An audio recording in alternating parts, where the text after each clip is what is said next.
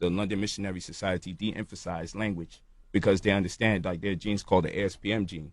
When you speak tonal languages, it actually helps the brain grow. So you'll see people have different sized craniums from different parts of the world that speak tonal languages. Tonal languages use sounds differently from like English. Like English has been de-emphasized, right? So you'll have, and when you learn English, you'll find that it's harder to study other languages. But people whose native tongue is tonal have an easier time learning other languages. Mm-hmm. That's not by coincidence. So like we look at the word Michael, right? CH is pronounced like a K, right? Mm-hmm. But in the older time or older English, it's pronounced like a Het, like in Hebrew, right?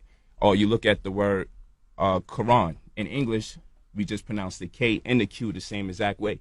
But the Q is supposed to be pronounced like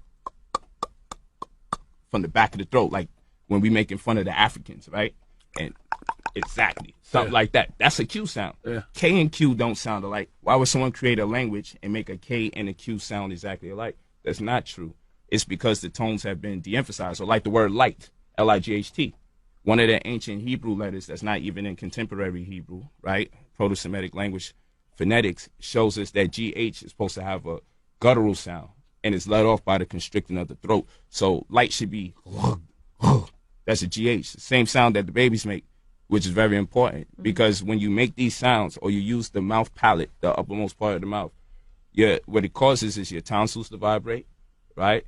And it causes your appendix to vibrate. And that sets something off in the body that causes neurons to just explode. And then neurons shoot from one side of the brain to the next and connect dendrites. And then it creates an information highway. And what you're doing is sewing the brain together. It's not big to be a genius. You just have to use the left cerebral hemisphere and the right cerebral hemisphere. You feel what I'm saying? So you'll find when we look all over the world, we drive on the left side. We use the left side of the wheel when we're driving. But you go on the other side of the world, you use the right side. The toilet bowl goes clockwise and the other side counterclockwise. When we want to inspire people or make them spiritual, we communicate, we speak it, right? We do lectures, we chant, we say Jesus. But on the other side, they breathe and they meditate. Over here, people are obese. Over there, people are skinnier, right? So what we find is the planet is on a 23.5 degree axis. So it's on a tilt. So you tend to use one eye more than the other, one leg more than the other. You lean to one side more than the other. So to enhance your consciousness, you have to either travel or make a more concerted effort to exercise the other part of the brain. Mm-hmm. So the left side is math, science, language, and reading. The right side is music, art, emotions. Sometimes when people say no words could express what I feel, it's because words is on the left side and feeling is on the right, and they didn't make a connection. Mm. And that's what consciousness is holistically, which will make you a genius. So how do you balance it out? Well, like what are some of the exercises you could do? Oh, balancing it out. One of the best things to do, because it's called a living language, is to eat live food or to take good herbs like coppadula, sarsaparilla, cheney root, monkey ladder, greenback. These are herbs. Every taste corresponds with a healing modality. So what happens is cancer is high in our community because we don't eat bitter food. Bitter corresponds with anti-cancer agents. The more bitters you have, the least susceptible and prone you'll be to cancer. We're talking about being alive again.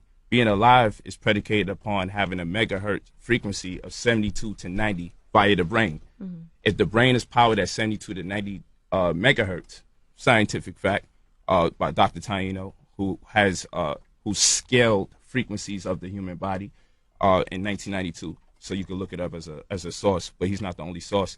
72 to 90 megahertz causes the body to be healthy, right? Scientific death, which a lot of people walking around here scientifically dead, starts at 25 megahertz. Cancer starts at 42 megahertz. Disease in general starts at 58 megahertz.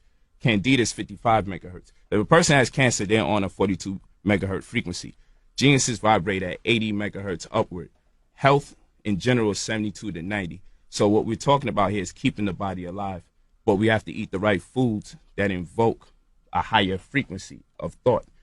If we don't have a higher frequency, then there we go. We're closer and closer to death. So you can actually be walking around here scientifically dead. Even though your eyes are open and your lips are moving, we have to make sure that we eat foods that sustain at least the standard of living, which is 72. But the ideal is to try to get to 80 plus. But even the music throws us off a little because that's a part of frequencies. And when we go back to our cultures of antiquity, our music was natural. So like even if we used the drum, we was employing two different sciences.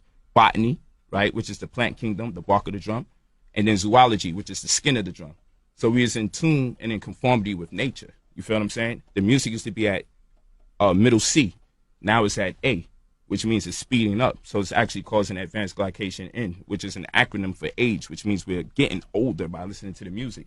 This is why they don't want women that's pregnant or conceiving to stand in front of a microwave. Why? Because food is being heated up by what?